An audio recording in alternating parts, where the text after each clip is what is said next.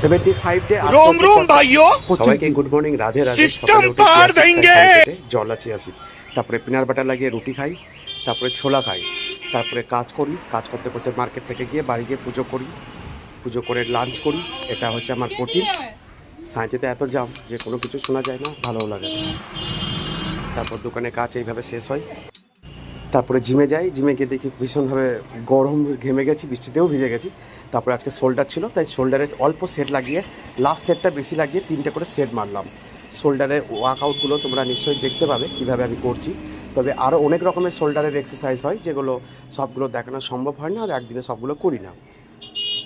তো যারা শরীরচর্চা করছো, শরীরচর্চা করা অতটা সহজ নয়। যদি মাইন্ডসেট না করতে পারো, তাহলে শরীরচর্চা থেকে তুমি দূরেই থাকবে, মানে গ্যাপ দিয়ে দেবে বা স্কিপ করে নেবে। তো এটা হচ্ছে বডির কন্ডিশন, বাইসেপের সাথে শোল্ডার। তারপরে বাড়ি গিয়ে স্নান করলাম, স্নান করতেই হয়। শুভরাত্রি, ভালো থেকো সবাই, থ্যাংক ইউ।